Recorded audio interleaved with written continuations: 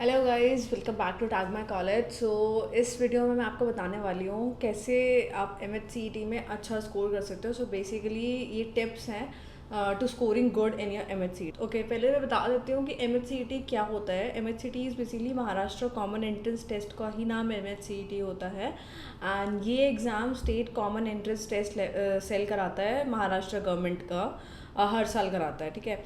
And basically इस exam के score पे आपको फर्स्ट ईयर में एडमिशन मिलता है। जितने भी आपके first full time degree courses होते हैं टेक्निकल एजुकेशन के अंदर, like engineering, technology, pharmacy, pharma, इनके अंदर जितने भी फुल टाइम डिग्री कोर्सेज होंगे 3 या 4 साल के डिपेंडिंगली, तो उनके उन कोर्सेज के फर्स्ट ईयर के जो एडमिशन में जो एग्ज़ाम का स्कोर कंडक्ट करते हैं, जो वैलिड होता है, वो एमएचसीईटी लेता है। If you are applying in Maharashtra, this is I am talking about, ये सिर्फ महाराष्ट्र गवर्नमेंट से मतलब गवर्नमेंट के लिए है, महाराष्ट्र यूनिवर्सिटीज़ के लिए जो यूनिवर्सिटी महाराष्ट्र में पढ़ती हैं।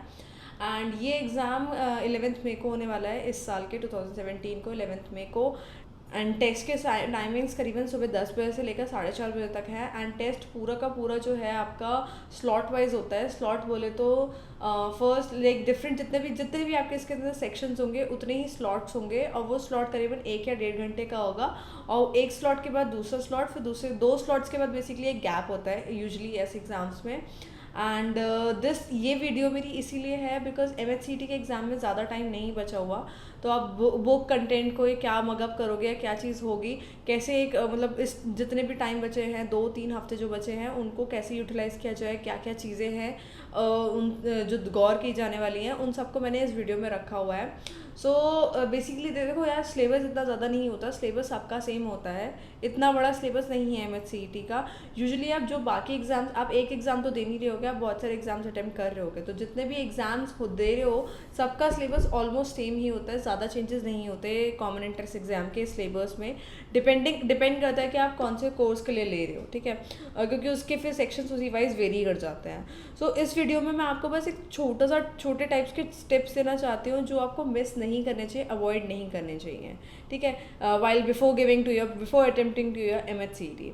सो लेट्स जस्ट कवर देम। पहला है try to cover all the topics from your state board text exam. ठीक है, जितने भी टॉपिक आपके स्टेट बोर्ड की टेक्स्ट बुक्स में हैं, ठीक है, वो सारे आप कवर कर लो। बेशक मतलब वो सारी उन्हीं क्वेश्चंस में से आपके क्वेश्चंस कॉमन एंट्रेंस टेस्ट में आते हैं, उनसे अलग क्वेश्चंस कोई नहीं आते, उन टॉपिक्स से अलग क्वेश्चंस नहीं आते।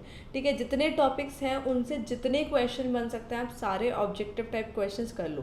Okay, once you have seen कि एक चैप्टर के बीच में कंसेप्चुअल क्वेश्चंस होते हैं, चैप्टर के बीच में भी कुछ क्वेश्चंस दे रहे होते हैं। ठीक है, तो उनको मिस मत करना, उनको भी अपने मतलब उनको भी साथ के साथ सॉल्व करते चले जाना, और सॉल्व भी ऐसे करना कि जैसे कि आपके कंसेप्ट क्लियर हो। ठीक है, क्योंकि मेन ऑब्जेक्टिव हमारा क्वेश्चन सॉल्व करना नहीं होता, मेन ऑब्जेक्टिव होता है हमारा कंसेप्ट क्लियर करना।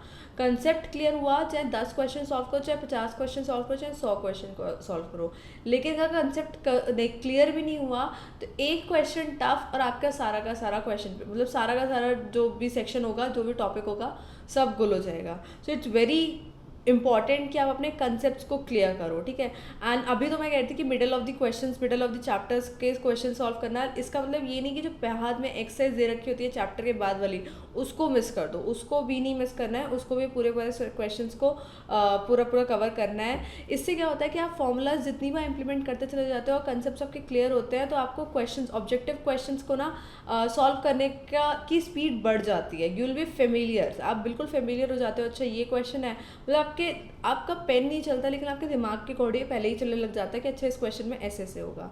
समटाइम्स इतना होता है कि हम क्वेश्चंस इतनी बार सॉल्व कर चुके होते हैं, ये क्वेश्चंस के कंसेप्ट इतने अच्छे से होते हैं दिमाग में कि हमें सॉल्व भी नहीं करना होता, हमें आंसर पता चल जाता है सिर्फ by playing in your mind itself. ठीक है, so very first important thing is that सारे टॉपिक्स को कवर करो जितने भी स्टेट बोर्ड टेक्स्ट बुक्स में दे रखे हैं। दूसरा is try to solve MCQs topic wise. ठीक है, जब आप जब आप सिलेबस को कंप्लीट करोगे तो सारे सिलेबस को टॉपिक वाइज कवर करो। एमसीक्यूज को भी अगर पहले सॉल्व कर रहे हो तो टॉपिक वाइज करो। ठीक है, सपोज आपने टॉपिक पढ़ा, उसके कंसेप्ट को पढ़ा, उसके बाद जितने भी उस पे MCQs अवेलेबल हैं, ठीक है, you will get more MCQs from your references book और प्रैक्टिस बुक, ठीक है। एक बार पढ़ने के बाद, टेक्स्ट बुक्स को पढ़ने के बाद उस चैप्टर पे, उस टॉपिक पे जितने MCQ बनते हैं प्रैक्टिस बुक में या जहाँ भी, सबको सॉल्व कर डालो once you have completed reading the text books.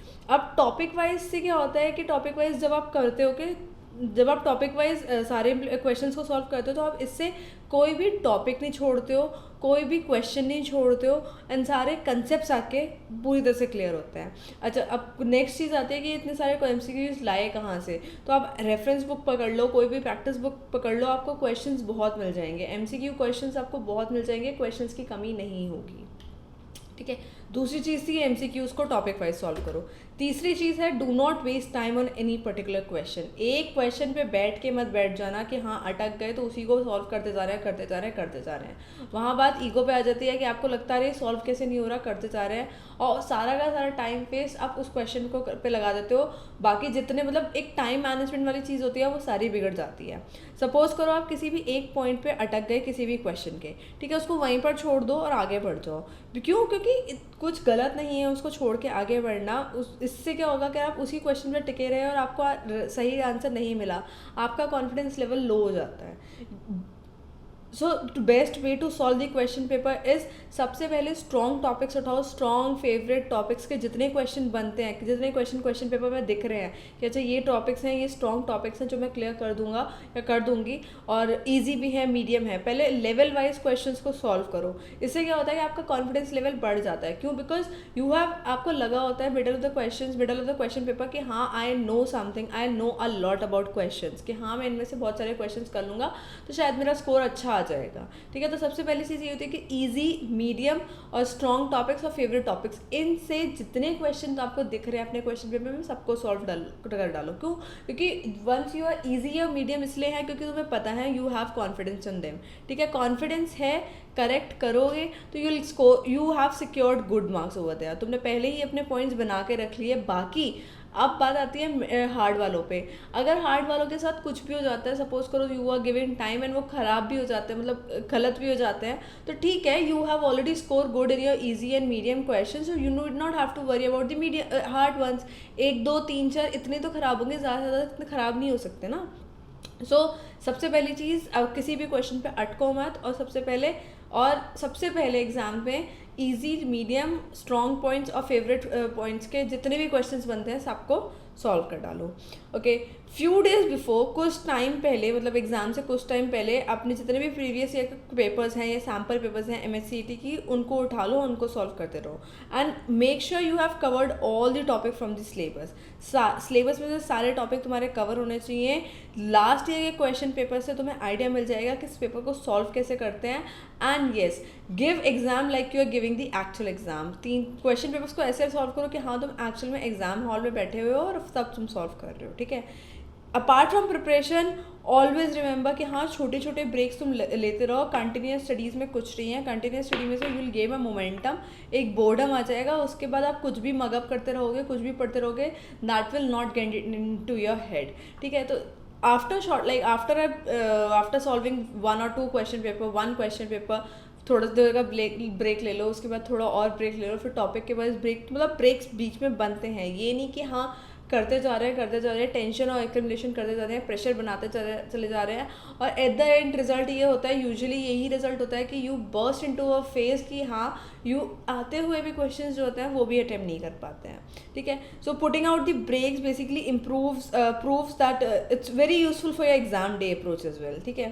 So most of these जितने भी कॉम्पिटिटिव एग्जाम होते हैं ये सारे माइंड गेम होते हैं, तो you have to make sure कि आप काम हो, बेस्ट हो, बिकॉज आपने अपनी प्रिपरेशन पूरी जितनी करनी थी कर ली, ठीक है।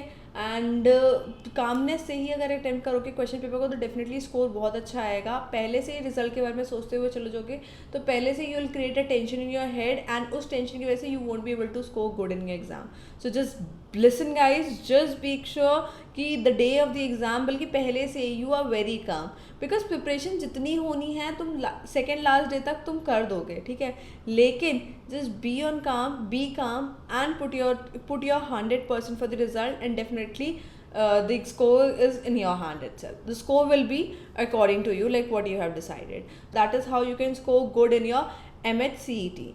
So that was all for the video. Thank you for watching the video, guys. To know more about our updates, please do not forget to subscribe us at Tag My College. और हाँ, subscribe तो कर लेना. अगर कोई भी doubt या query कुछ भी हो, you can comment down below. Will be definitely getting back and reply to all those queries. MHCET के एग्जाम से रिलेटेड कोई भी क्वेरी है, कुछ भी है, कैसे प्रिपेयर करें, क्या कोई भी टिप्स चाहिए, तो definitely comment back and will revert you. चलो bye bye, thank you and see in the next video.